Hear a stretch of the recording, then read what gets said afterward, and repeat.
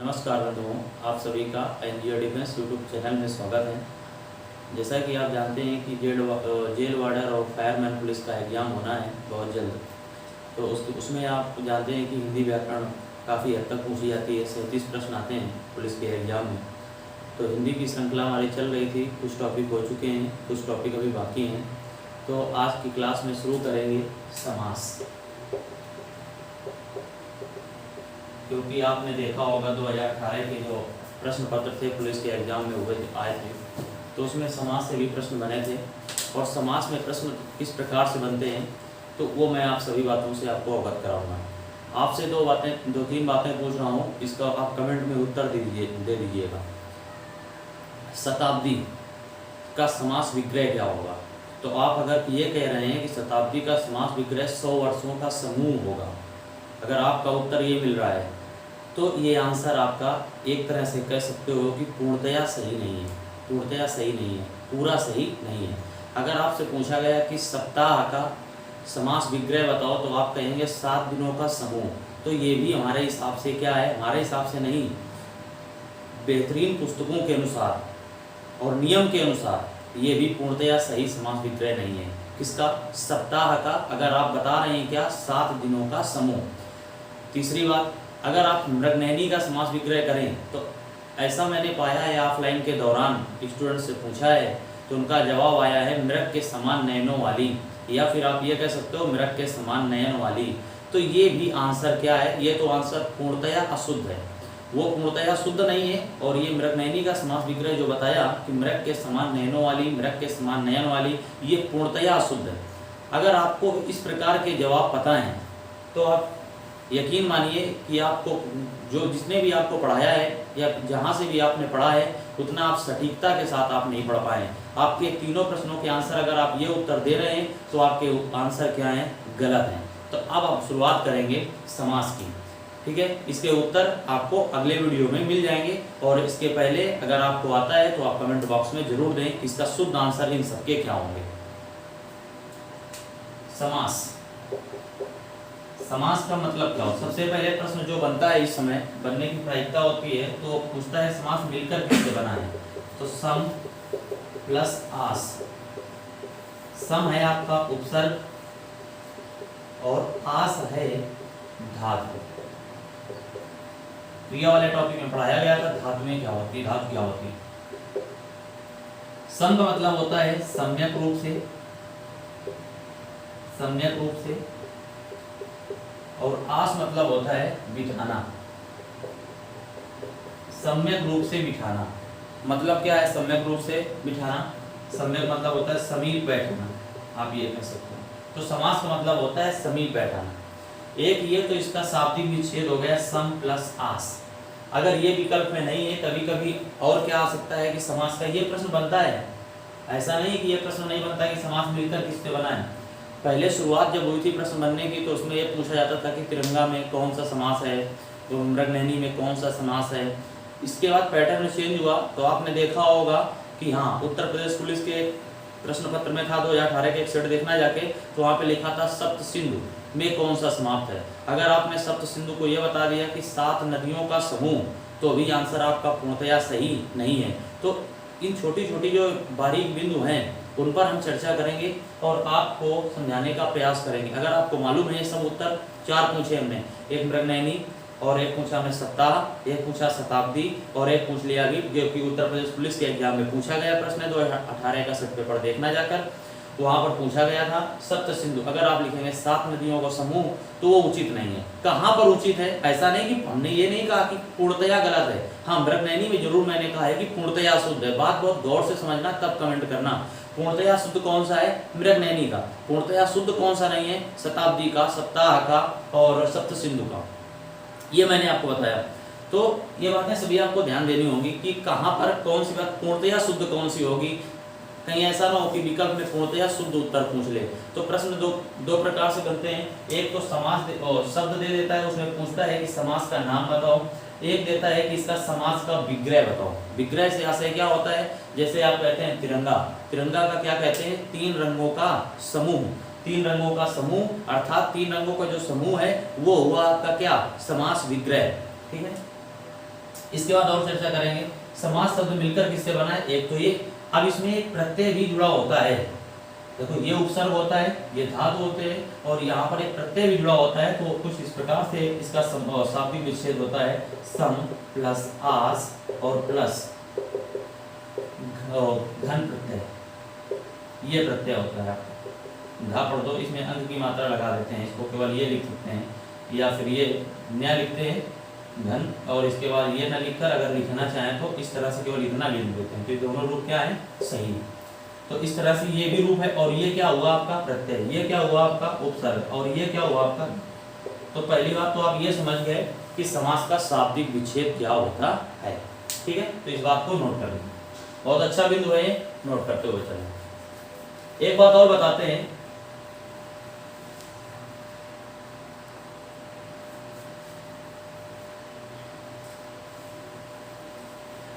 अब देखो पूछा नहीं गया है, संभावना बनती है कि समास की उत्पत्ति कहाँ से हुई, कब से हुई। तो एक पॉइंट है, समास की उत्पत्ति होती है राजा भोज के समय से।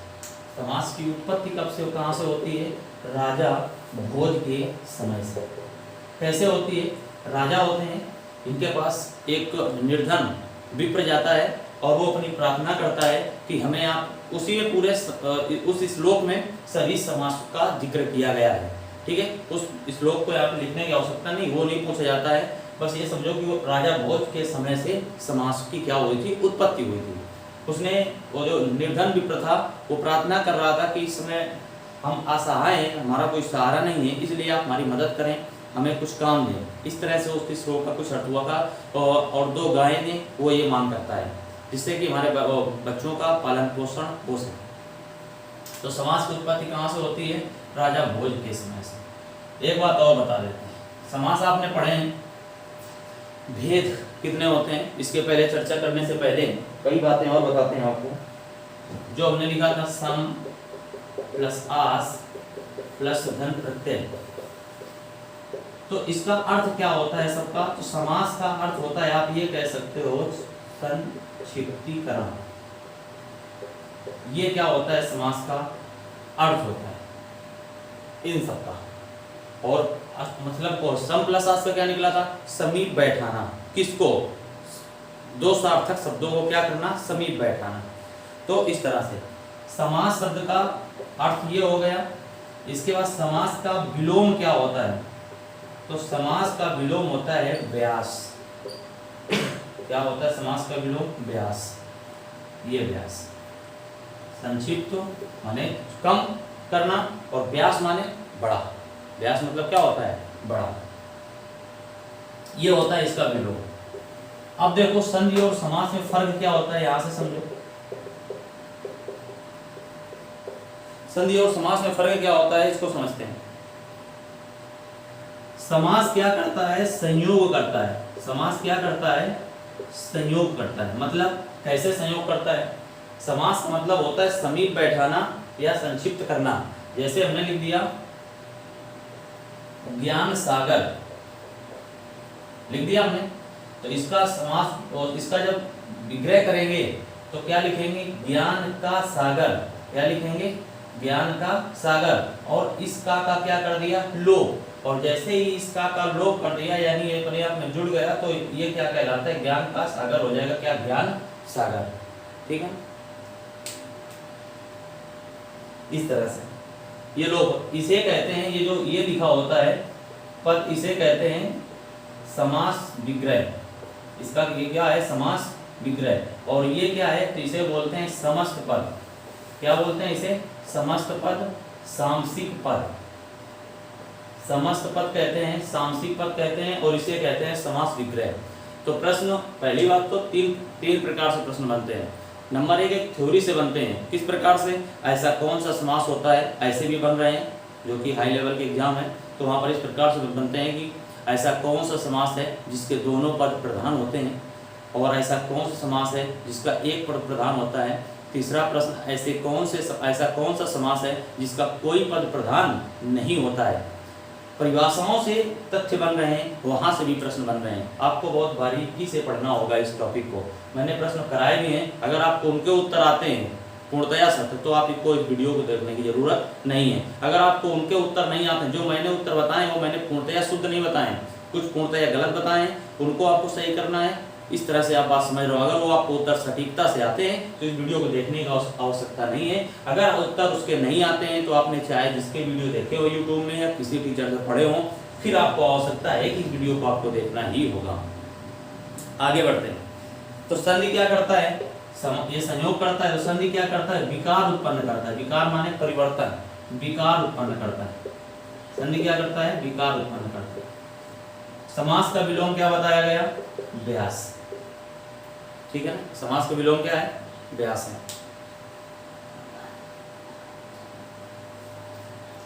ये पहले बेसिक तथ्य बताएंगे आपको, फिर इसके बाद समास में चर्चा करेंगे।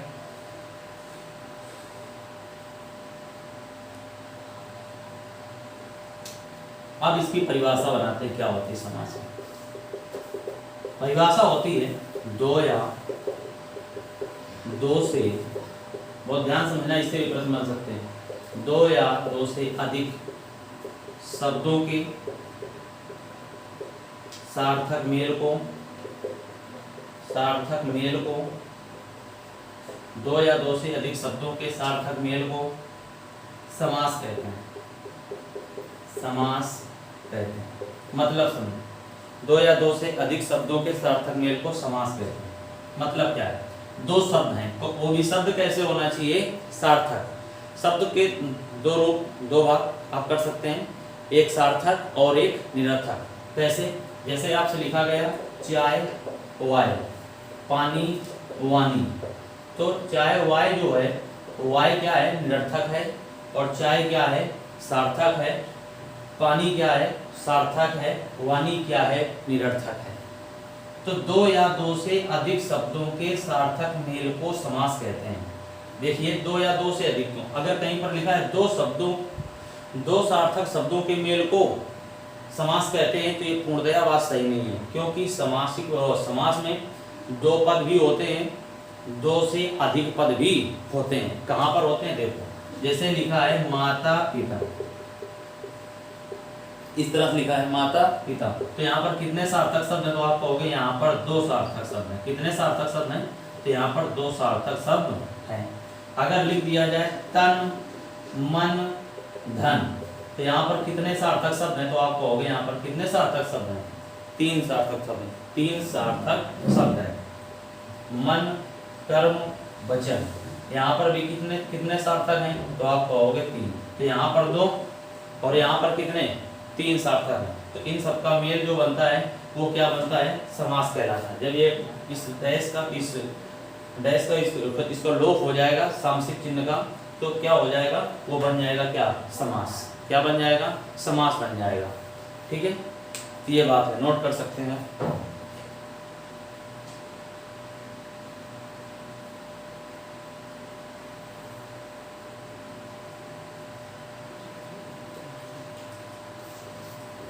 यहाँ से एक चीज और लिखते हैं, जैसे हमने लिखा था, कुछ भी लिखिए, इसे लिख लो, ज्ञान का सागर। उदाहरण दिया ज्ञान का सागर। ये समास नहीं है। समास का अर्थ होता है संक्षिप्त करना। ठीक है, इसे क्या करेंगे, संक्षिप्त करेंगे। इसके बीच में ये भी सार्थक है, ये भी सार्थक है। अगर सार्थक के बीच में कोई योजक चिन्ह आ जाता है, ये योजक चिन्ह है, कोई अव्यय आ जाता है, योजक चिन्ह, अव्यय या विभक्ति, योजक चिन्ह आ जाए, अव्यय आ जाए या कोई विभक्ति आ जाए, विभक्ति आ जाए, तो इनका क्या हो जाता है, लोप हो जाता है। इनका क्या हो जाएगा, लोप हो जाएगा। लोप होने के बाद जो शब्द बनता है वो बनता है ज्ञान सागर। और इस क्रिया को, जिस क्रिया से, यानी लोप होने की क्रिया को कहते हैं सामसिक क्रिया। क्या कहते हैं, सामसिक क्रिया। ठीक है ना, क्या कहते हैं, सामासिक क्रिया, सामासिक क्रिया। ठीक है ना, इस तरह से। तो ये हुआ आपका ज्ञान सागर। ठीक, तो इसका लोप हो गया, ये विभक्ति है, हो सकता है अव्यय है, इसमें देखो योजक है, जिसको हो जाएगा तन मन और धन, या कहीं कहीं लिखा होता है तन और मन और धन, वो हम वहाँ पर शुद्धता बताएंगे जब इसमें आएंगे। तो ये दोनों भी लिखे हो पुस्तकों में। तो ये ज्ञान सागर लिख गया। तो इस शब्द का नाम देते हैं समस्त पद बताया भी, एक बार फिर बता देते हैं। सामासिक पद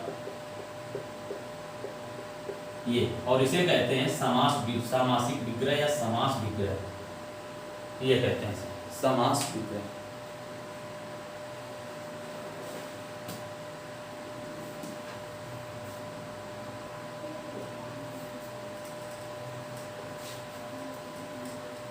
और समझ लो, जैसे हमने एक समस्त पद लिखा, अब आप समझ जाएंगे समस्त पद क्या होता है। जैसे समस्त पद लिखा, हवन सामग्री,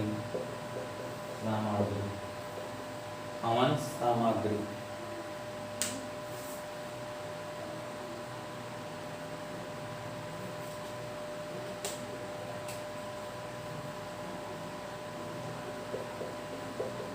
सामग्री, समस्त पद है, मान लो एक लिखा है हवन सामग्री। अब इसका हमको करना है समास विग्रह, एक लाइन में और बता देता हूँ। तो समास विग्रह क्या होगा, तो आप लिखेंगे हवन के लिए सामग्री।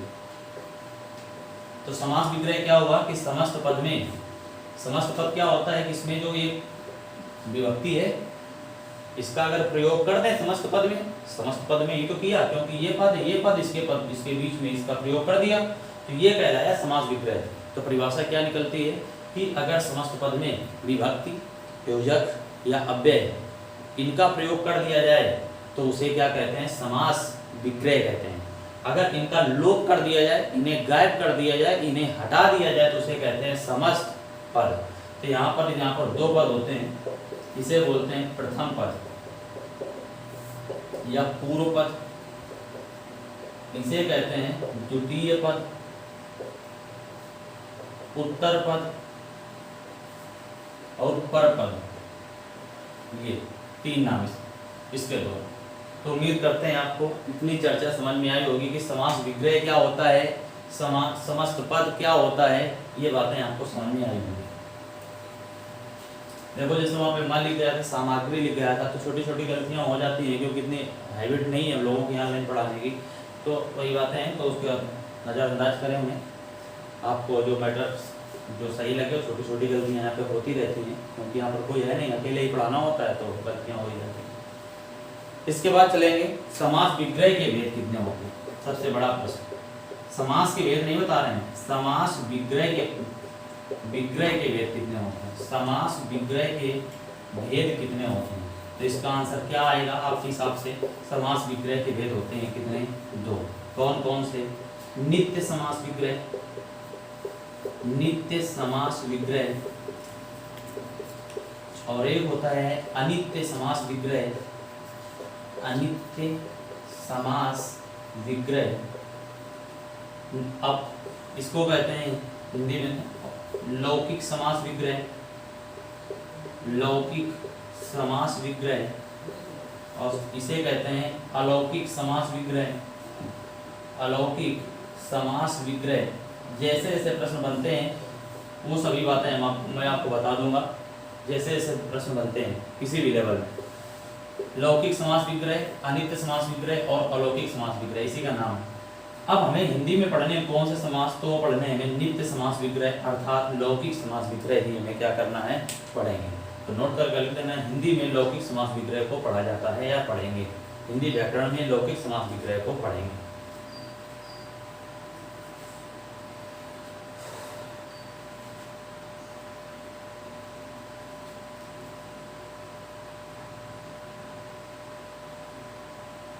इसके बाद देखते हैं समास के भेद,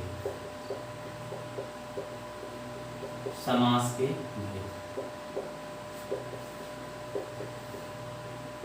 समास के भेद कहीं कहीं 4 लिखा होता है, कहीं कहीं 5 लिखा होता है, कहीं कहीं 6 लिखा होता है। तो तीनों बातें आपको बताते हैं, कहाँ पर 4, कहाँ पर 5, कहाँ पर 6। पहला पॉइंट होता है कि पदों की प्रधानता के आधार पर, पदों की प्रधानता के आधार पर समास के भेद कितने। तो पदों की प्रधानता के आधार पर खुद निकाल सकते हो। कैसे, पहला होगा प्रथम पद प्रधान होना चाहिए, प्रथम पद प्रधान समास। दूसरा है द्वितीय पद प्रधान समास, यहाँ से प्रश्न बनते हैं, पुलिस में भी बनेंगे, यूपीएससी में वहाँ से बनेंगे। तीसरा होता है द्वितीय पद प्रधान समास, और तीसरा होता है उभय पद। उभय मतलब दोनों पद प्रधान होने चाहिए। उभय पद प्रधान समास। और एक और बन सकता है क्या, एक पद प्रधान हुआ, दूसरा पद प्रधान हुआ, आप विचार किया, आपने कहा दोनों पद प्रधान हुए, तो आपके मन में खुद आ जाएगा क्या कि पदों की एक पद और बचता है, कैसा कि दोनों पद प्रधान ना हो। तो आप कह सकते हो उभय पद अप्रधान, मतलब कि प्रधान ना हो, अप्रधान समास। देखो इसके अलावा आप तो कुछ नहीं बन सकता है, इसके अलावा आप तो कुछ नहीं बन सकता है। तो आप क्या कहोगे कि पदों की प्रधानता के आधार पर समास के जो भेद होते हैं वो होते हैं कितने, 4। कितने होते हैं, 4। पदों की प्रधानता के आधार पर कितने होते हैं, 4 होते हैं। प्रथम पद प्रधान समास, द्वितीय पद प्रधान समास, उभय पद प्रधान समास और उभय पद अप्रधान समास लिखा है। ये अंतर, प्रधान नहीं अप्रधान, यानी दोनों पद प्रधान नहीं होंगे इसके, ठीक है ना। तो इसमें कौन सा आएगा, तो इसमें आता है अव्ययी भाव समास। अब आप यहाँ से परिचित होंगे, अव्ययी भाव समास। मतलब कि अव्ययी भाव समास में क्या होता है, आप जानते हैं अव्ययी भाव समास में क्या होता है, उसका प्रथम पद क्या होता है, प्रधान होता है। यही उसकी परिभाषा बनती है कि जिसका प्रथम पद प्रधान होगा वो कौन सा समास होता है, तो होता है अव्ययी भाव समास होता है। द्वितीय पद प्रधान किसका होता है, द्वितीय पद होता है तत्पुरुष का, तत्पुरुष समास का। द्वितीय पद किसका होता है प्रधान, तत्पुरुष समास का।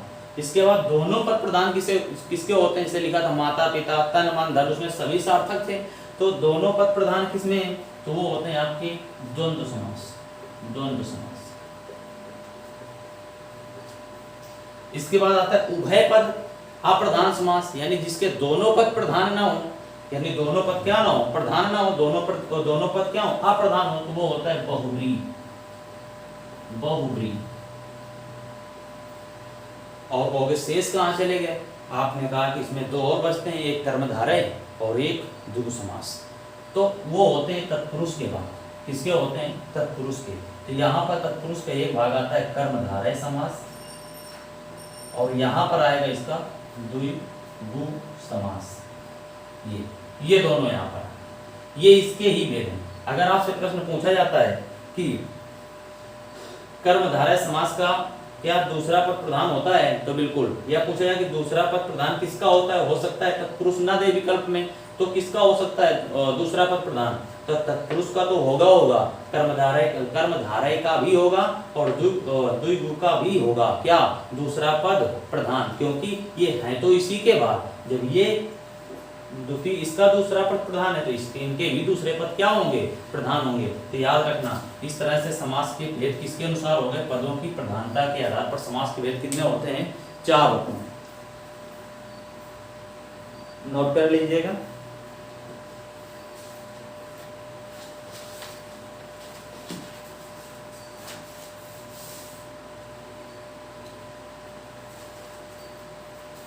अब देखते हैं, ये पदों की प्रधानता की बात हो गई। अब देखते हैं मूल रूप से समास के भेद कितने हैं।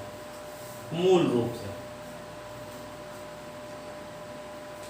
रूप से समास के भेद कितने हैं। मूल रूप का मतलब होता है संस्कृत में समास के भेद कितने हैं। तो संस्कृत में भी क्या होते हैं, समास के भेद 4। कितने होते हैं, 4। लेकिन अगर वो पूछता है मूल रूप से संस्कृत और समास के भेद कितने, तो वो 4 वहां पर करेंगे। अगर मूल रूप से शब्द लिखता है तब, अगर कहीं वो लिख देता है कि मूल रूप से और विकल्प में 4 ना दे, तब क्या करेंगे, 5 करेंगे। तब क्या करेंगे, 5 करेंगे। कब, जब वो विकल्प में 4 ना दे, तब कौन सा सही होगा, 5 सही होंगे। यानी कितने भेद होते हैं इसके, 5 भेद होते हैं। कौन कौन से होते हैं, 5 वो लिखते हैं। कब, जब ये 4 नहीं देगा तब, नहीं तो संस्कृत में भी समास के क्या होते हैं, 4 भेद ही होते हैं। नंबर 1 केवल समास, अब 5 लिखते हैं। कब, जब विकल्प नहीं देगा, कुछ पुस्तकों के अनुसार केवल समास। दूसरा है अव्ययी भाव समास, अव्ययी भाव समास। तीसरा है तत्पुरुष समास, तत्पुरुष समास।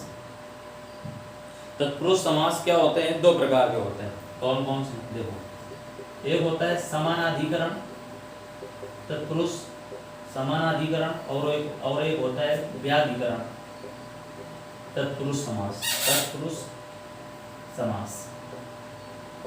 समानाधिकरण, तत्पुरुष और कौन सा व्याधिकरण।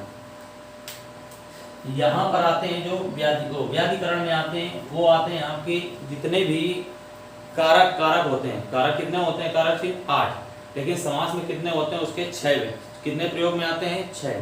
तो यहाँ पर इसके क्या होंगे? 6 भेद होंगे कारक के। कौन से?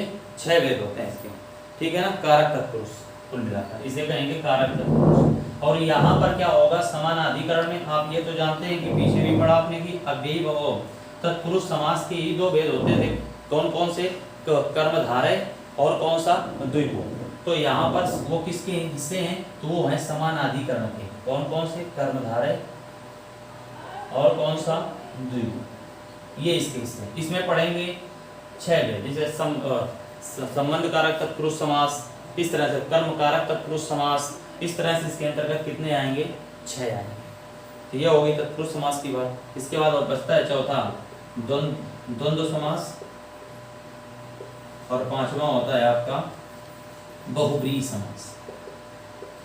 बहुब्रीहि समास, केवल समास क्या होता है? इसमें समास में कोई नियम नहीं रखते हैं, ये ऐसे ही स्वतः ही हो जाते हैं, इसमें कोई नियम से नहीं होते हैं, इसमें कोई नियम नहीं लगेगा, ठीक है। तो इस तरह से ये द्वंद्व है और ये क्या है? आपका बहुब्रीहि है। तो यहाँ से हो जाते हैं। संस्कृत में इसके भेद कितने हैं? 5। संस्कृत में कितने हो जाते हैं? 5 भेद हो जाते हैं। कर्मधारय दुख इसके हिस्से होते हैं, तो आपको होगा समानाधिकरण तत्पुरुष समास के होते हैं। क्लियर?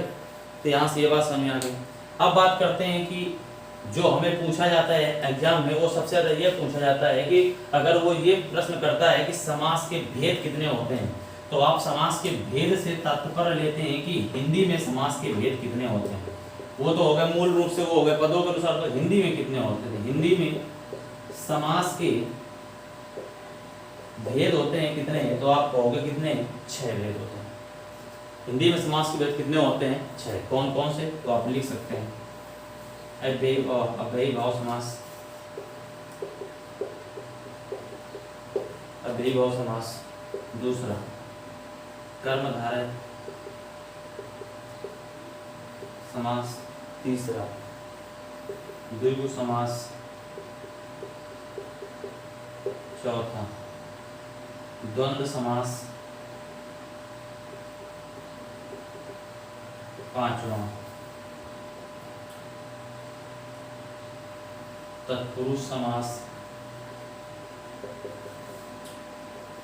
और 6वां कौन सा बचा आपका? बहुब्रीहि समास। ये है हिंदी में और यही हम पढ़ेंगे। अव्ययी भाव समास, कर्मधारय समास, द्विगु समास, द्वंद्व समास, तत्पुरुष समास, बहुब्रीहि समास। ये हैं हिंदी में इसके 6 भेद। तो एक बात और आप याद रखिएगा कि जो जवाब मैंने आपसे पूछे हैं, अगर उनके जवाब आते हो तो आप कमेंट में बताना जरूर। अगर नहीं आपने कमेंट किया तो हमें लगेगा कि आपको उसके जवाब नहीं मालूम है। फिर भी हम इस टॉपिक को बहुत डिटेल से पढ़ाएंगे। इस वीडियो में इतना ही रखेंगे क्योंकि आपसे मैं जवाब जानना चाहूँगा। इसके बाद हेडिंग डाल देना अव्ययी भाव समास। शुरुआत इसकी अगली वीडियो से हो जाएगी, अव्ययी भाव समास। यहाँ से शुरुआत करेंगे और अंत करेंगे अगले वीडियो में। तो आपका जो भी आपको मैंने कार्य दिया है, आपका जो प्रश्न दिया गया है कि क्या होता है, वो उत्तर आप बताइएगा कि आपको वास्तव में पता है। अगर आपको वास्तव में नहीं पता है तो आप किसी भी यूट्यूब में अगर पढ़ते हैं तो आप वहाँ की सच्चाई को जान चुके होंगे कि कितना वो डीप पढ़ाते हैं, कितना डीप नहीं पढ़ाते हैं, और प्रश्न कुछ इस प्रकार से ही डीप बनते हैं। तो आपका काम तो यही है कि आप इन प्रश्नों के, जो मैंने आपसे प्रश्न पूछे हैं, उनके जवाब आप कमेंट के माध्यम से दे सकते हैं। कमेंट में लिख दीजिएगा कि हमें मालूम है या नहीं मालूम है, क्या आपको कुछ बातें अच्छी लगी यहाँ की। अगर आपको वीडियो अच्छा लगा हो तो आप इसे शेयर करें, सब्सक्राइब करें।